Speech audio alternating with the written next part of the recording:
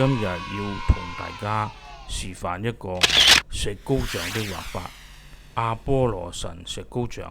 阿波羅神係男性，係希臘神話中嘅太陽神。首先我哋要畫輪廓線同埋明暗交界線、輔助線等等，將成個石膏像分塊面、分明暗。明暗交界線非常之重要。如果畫得好，明暗交界線，成個石膏像就有立體感同埋呢個明暗嘅層次同埋調子啦。咁畫明暗交界線嘅時候要小心，千祈唔好畫明暗交界線與受光部分的陰影，淨係畫暗部同埋受光面嘅分別嘅呢條邊界線，就係明暗交界線。明暗交界線畫完之後，可以輕輕地用 4B、6B 畫返一個暗嘅地方，將成個石膏像分為明暗兩大色塊。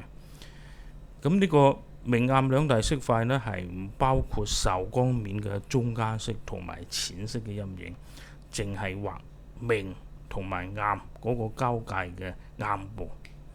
咁用 6B 或者係用 4B、5B 深色嘅顏色筆一氣呵成，將佢全部一片式咁掃晒，就係掃陰影部分。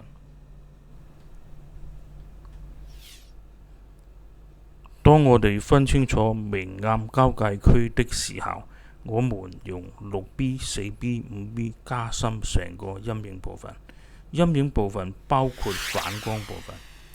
當加完之後，我哋淨係注重畫陰影部分嘅深色、最深色反光同埋淺啲嘅反光，仲有一個係背景嘅顏色，即是中間色，可以加返。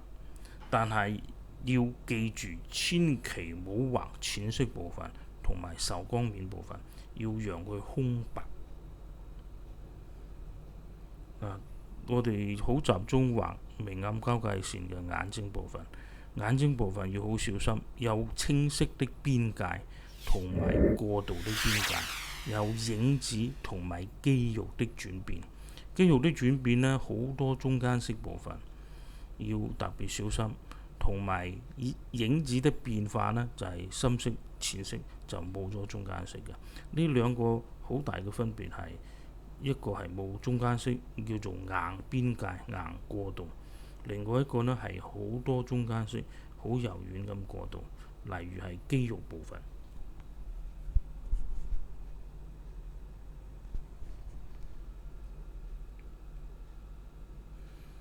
當我哋畫到好豐富嘅時候，咁成個石膏像就已經係浮現出嚟啦。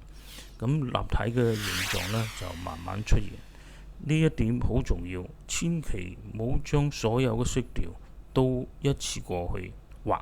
如果我哋畫淺色、畫中間色又畫深色嘅話，我哋就會好混亂啦。成個素描的大色調就看不清楚啦。而家係最後嘅加強暗部的深色部分，將第一個最深色嘅部分加強。第一個最深色嘅部分呢，係浮出嚟近我們的地方，或者係近光源的地方。深色最深，淺色最淺，反差最大。呢個係畫石膏像嘅重點。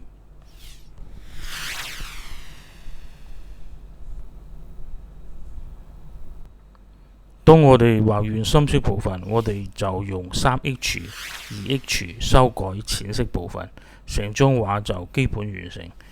多謝欣賞，歡迎你哋參加1A 畫室嘅暑期畫班，或者係其他畫班。多謝。